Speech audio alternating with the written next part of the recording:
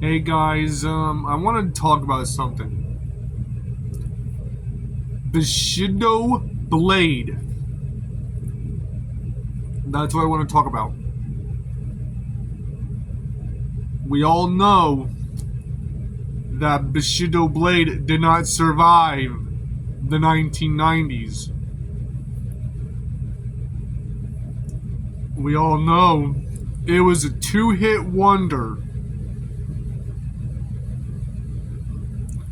And we all know about how the studio responsible for the game shut their doors after the second game was made.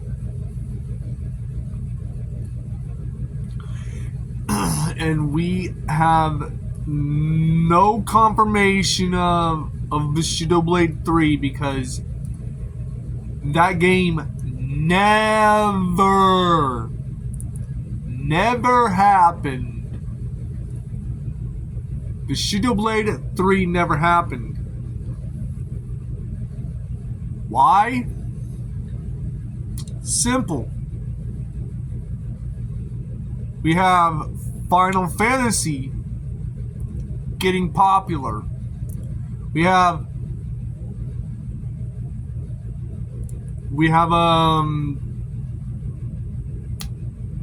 Resident Evil getting popular. We have Metal Gear Solid getting popular. We had Grand Theft Auto getting popular. 4 gaming franchises that survive still to this day. And then we have an additional one, Tomb Raider, got popular. So that's 6 games. 6 gaming franchises that got really popular. But we all know that the WWF video games got popular. And then switched over to being the WWE video games. And they still got popular. So that's an additional 7th video gaming franchise that got popular. We all know that during that time, we all know that Halo got popular.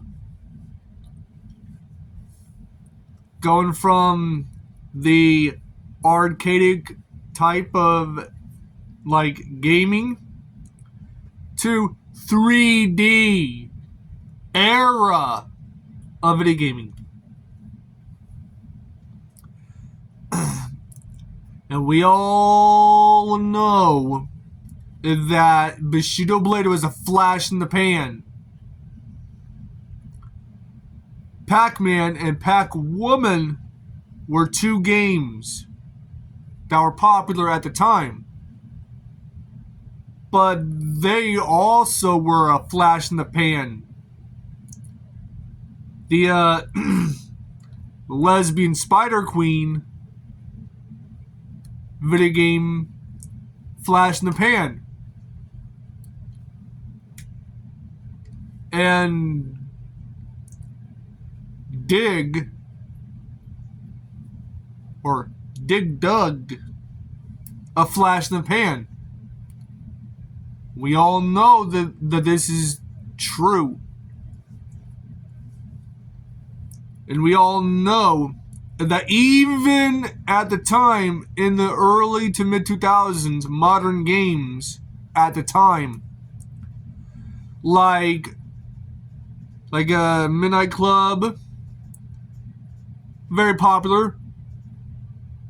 Need for Speed, very popular. And we all know that the 50 Cent Bulletproof G-Unit games, a flash in the pan. And we all know that the the True Crime Streets franchise, A Flash in the Pan. And then we have like The Warriors, a one-hit wonder, Flash in the Pan. Urban Reign, Flash in the Pan. And there's also Manhunt, Flash in the Pan. Bully, Flash in the Pan. Max Payne, surprisingly try to make a comeback. But we all know that there's also Killer Instinct, Flash in the Pan. Virtua Fighter, Flash in the Pan. King of Fighters, Flash in the Pan. And then there was also, surprisingly, Dead or Alive and Mortal Kombat that came out during the 90s. They thrived because the big, huge, massive fan base that those games had garnished. There aren't very many like critical acclaimed successes, but we all know that the Spawn game, Flash in the Pan, and we all know that the Ghost Rider, Flash in the Pan. There's been so many flashes in the pan that they fall through the cracks of history in the gaming industry. While some are noteworthy, Mount Rushmore worthy of gaming franchises that became long-standing franchises because they have huge, incredibly huge fan bases. But Bushido Blade fell into obscurity, just like that Rainbow Six game that was first-person shooter, the one where you could just do friendly fire upon your teammates. That was like surrounded, like taking in the initiative of saving hostages in Europe. But there's also like that one PlayStation, like a couple of PlayStation 1 games. One where it's like a first-person shooter and some guy saying that he's lost a lot of friends in the first introduction cutscene. And there's Shadow Man, a Flash in the Pan franchise. There's been so many flashes in the pan and one-hit wonders of the gaming world. And we all know that someday the whole thing of Rumble Roses will become a flash in the pan. There hasn't been a third game. And we all know Back for Blood is just a flash in the pan. A pale imitation of the predecessors of Left 4 Dead 1 and 2, which is also flashes in the pan. I swear, Valve cannot make a good game, a long-standing, expanded franchise to save their life.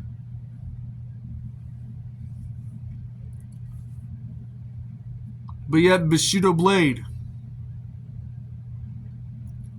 Why hasn't that game expanded on the lore and the story of that game?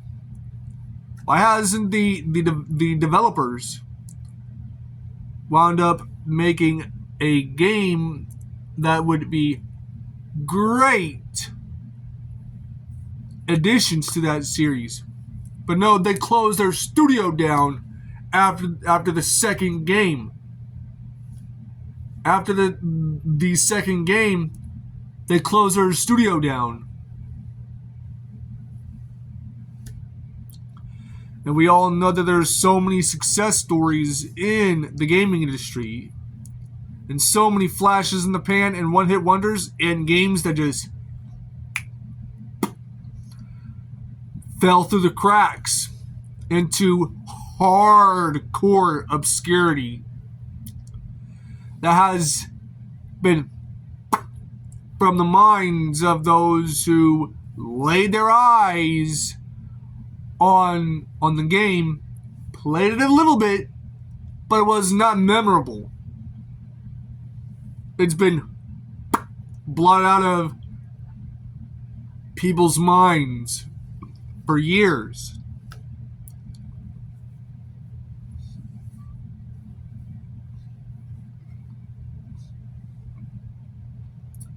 And we all know Killzone survived.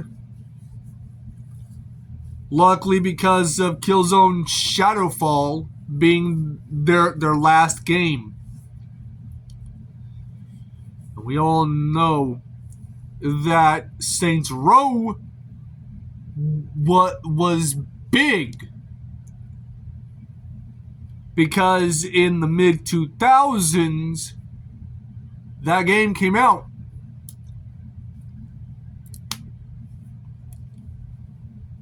And we all know that even Gran Turismo, well, there's been like a lot of racing games, a lot of sports games. They're all flashes in the pan. And we all know that skateboarding games became a flash in the pan after my generation got too old to rock the skateboard.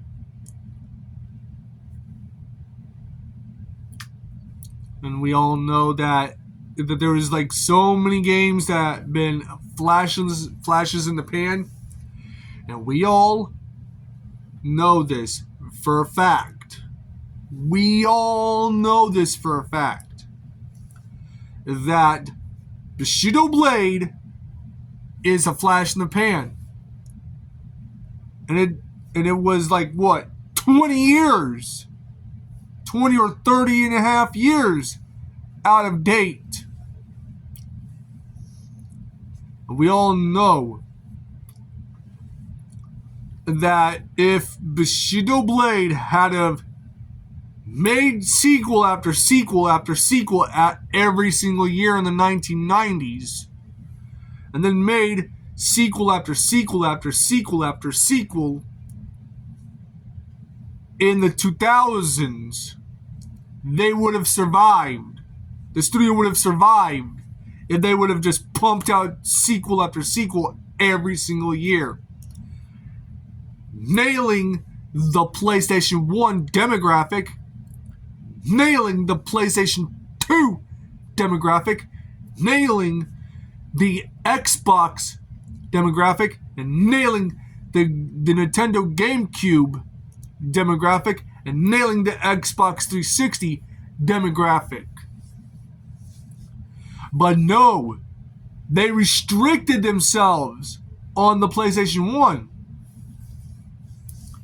And then they would have hit the Xbox Series X, the Xbox One S, the Xbox One, the Xbox 360, the PlayStation 3, PlayStation 4, and all the way up until PlayStation 5, and maybe even PC.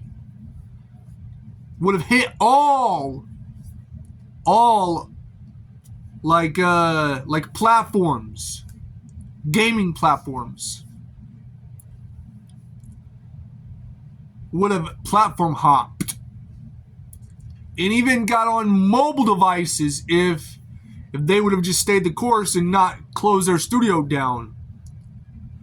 And we all know that Urban Reign is a one-hit wonder game. Just like Back for Blood is a one-hit wonder game. We all know that there's like flash in the pan franchises that are 1 and 2 and done. And then there's like one-hit wonder type of games that are one and done games.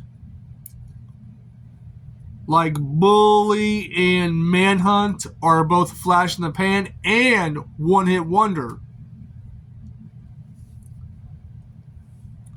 And then there's barely any success stories about video game franchises that have basically made a very big impact. Call of Duty started in the early to mid 2000s. It was all about that history buff type of thing. Highlighting World War I, World War II, the Cold War, and also the war in Iraq, in the Middle East. And we all know that Call of Duty Black Ops 6 is about to drop. And we all know that Call of Duty is a big, massive, expansive, story-based franchise. And we all know that there is a one-hit wonder flash in the pan series.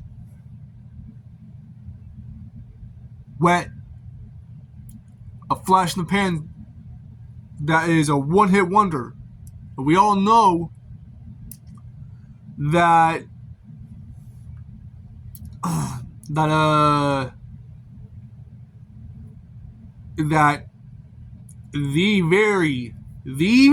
very franchise by WB Games was a one-hit wonder game. And it is Lollipop Chainsaw. A schmuck of a game that it was at first easy, then it got hard. And I tried playing it. Bought it myself. I tried playing it. At first I got through the 3-minute time limit in the gym part.